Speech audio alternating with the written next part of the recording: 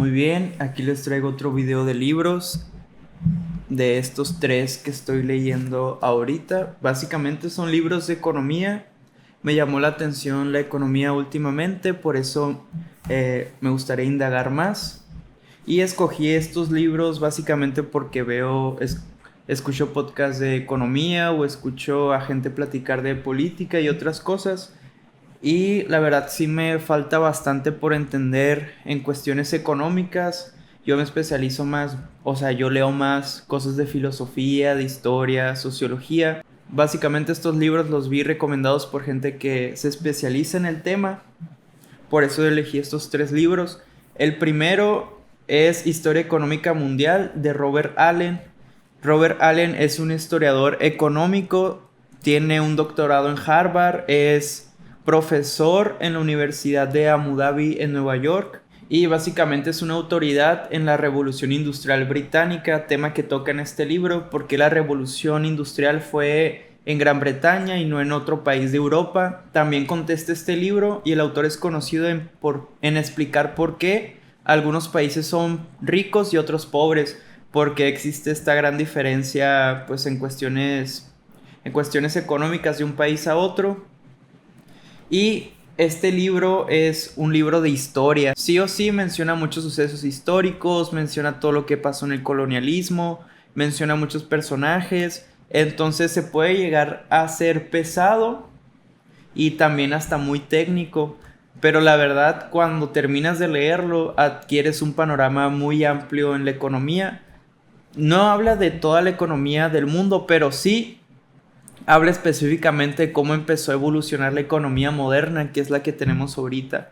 Empieza en el año 1500 hasta la actualidad. Básicamente antes del año 1500 todos los países eran más o menos iguales en cuestiones económicas. En la época medieval no había tanta diferencia.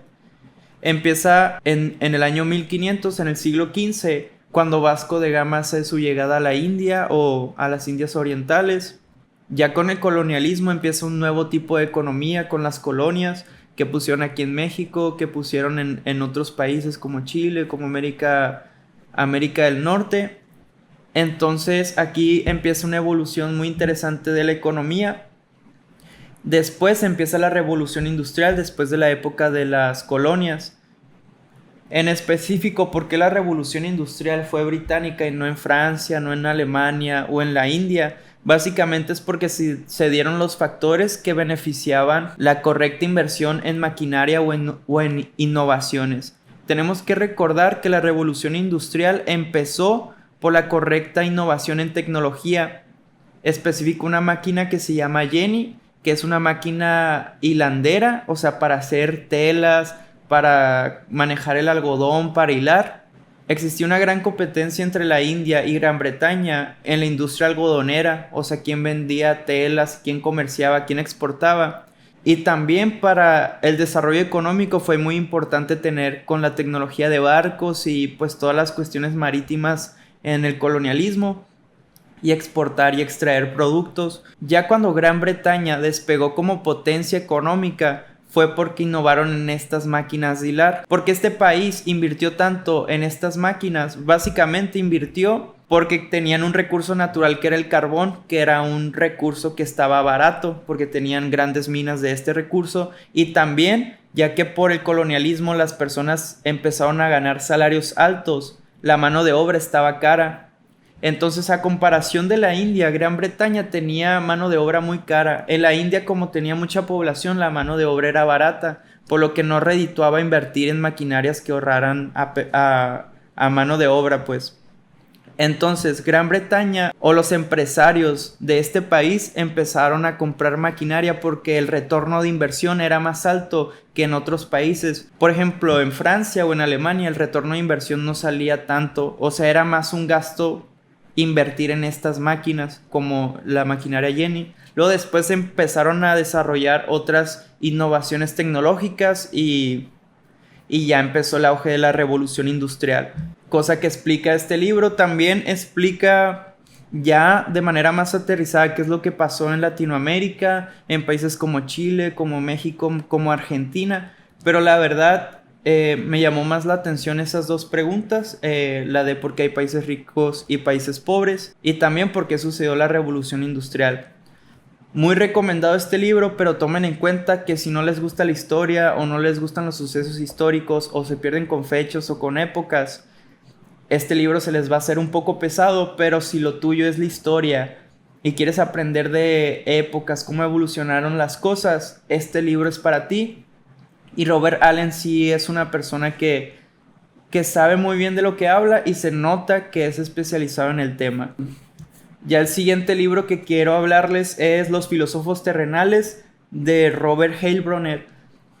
Este es un autor que su escritura es muy sencilla. Básicamente es una recopilación de diferentes pensadores económicos, por eso se llaman filósofos terrenales. Y los filósofos terrenales son los economistas, ¿no? Esta es una recopilación de las biografías y su pensamiento económico y la innovación que hicieron en esta rama del conocimiento. Quisiera decir que no me lo he terminado, voy por la mitad, pero ya he visto algunos autores, en específico Adam Smith, Henry de Saint-Simon, Robert Malthus, David Ricardo y Robert Owen. Este libro es muy interesante y me gusta demasiado porque toma todas estas corrientes de la economía y sus pensadores y te las narra de una manera objetiva, sin que te cases con el liberalismo, sin que te cases con el socialismo y todas estas diferentes corrientes que existen en la economía.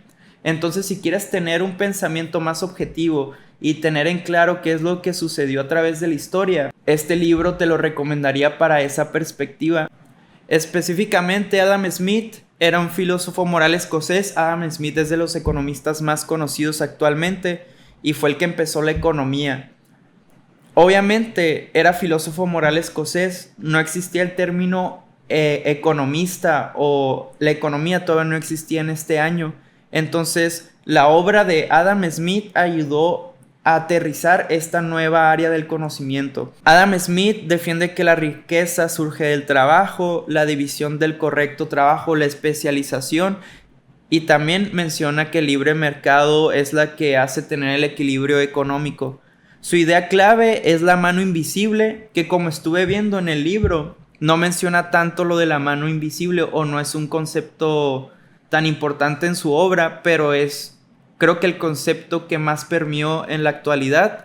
La mano invisible básicamente dice que el mercado se regula solo y obviamente es más complejo que eso. Me gustaría abordar más adelante la obra de Adam Smith y además considero que era una persona con muchas virtudes y me gustaría aprenderle un poco de él. Y tenemos también a Henry de Saint-Simon, que era filósofo social francés.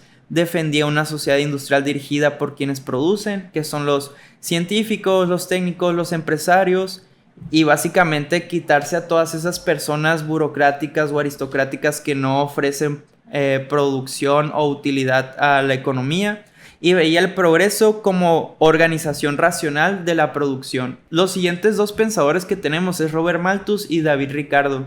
Estos dos eran besties o eran amigos y se llevaban muy bien, pero tenían pensamientos muy distintos en cuestiones intelectuales y peleaban mucho por la economía. Robert Malthus era más pesimista, era economista político, demógrafo inglés. Su idea central: la población tiende a crecer más rápido que los alimentos. Esto genera presión sobre los salarios y pobreza y escasez de recursos. ¿Por qué digo que es pesimista Robert Malthus? Pues básicamente decía que si todo seguía evolucionando como estaba, todos iban a pasar hambre y la población se iba a exponenciar demasiado, cosa que ahorita tenemos más resuelta como humanidad, no nos preocupa tanto. Pero en la época a Robert Malthus le preocupaba demasiado y pues por eso era muy pesimista con el futuro.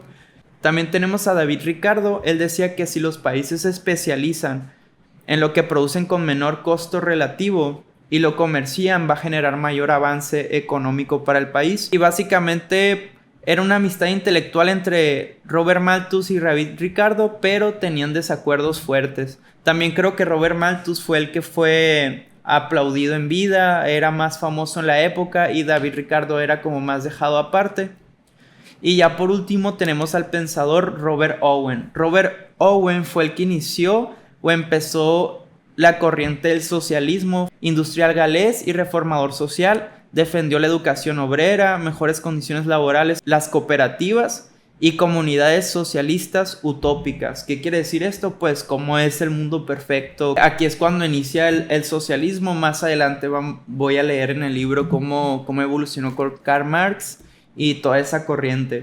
Como explicaba anteriormente, este libro menciona todas estas corrientes de pensamiento económico de manera objetiva, y luego ya después que tú hayas leído o comprendas a estos autores en específico, ya te adentres un poco más o ya tú decidas cuál corriente económica te gusta más. El siguiente libro que tengo aquí es de Yanis Varoufakis. Básicamente es un economista griego, si mal no recuerdo, y es conocido autor contemporáneo, muy conocido por el libro Tecnofeudalismo, también por obras como Economía sin corbata. Básicamente aquí el tecnofeudalismo habla sobre explica que las dinámicas tradicionales del capitalismo ya están muertas o ya pasamos el capitalismo, y la siguiente etapa es el tecnofeudalismo. ¿Qué quiere decir tecnofeudalismo? Básicamente los mercados por plataformas digitales son auténticos feudos de la Big Tech, el beneficio por pura extracción de rentas. ¿Qué era el feudalismo? El feudalismo era el sistema económico que existía en la época medieval, donde todas las tierras, todos los recursos eran parte del rey o era del feudal, y pues todos trabajaban la tierra y los recursos o la ganancia se lo quedaba el feudalista, ¿no? Y pues eso sería todo de estos 3 libros. La verdad me gustan bastante y quiero seguir ahondando en estas lecturas de economía. Si tienen alguna recomendación o me recomiendan algún economista, algún autor, se los agradecería si me los ponen en los comentarios. También, si les llamó la atención alguno de estos 3 libros, coméntenlo. Y estos serían los libros que estoy leyendo actualmente. Más adelante voy a subir una segunda parte de estas lecturas económicas. Voy a exponer de tecnofeudalismo o otros libros que también me vayan interesando. Eso es todo y muchas gracias por ver.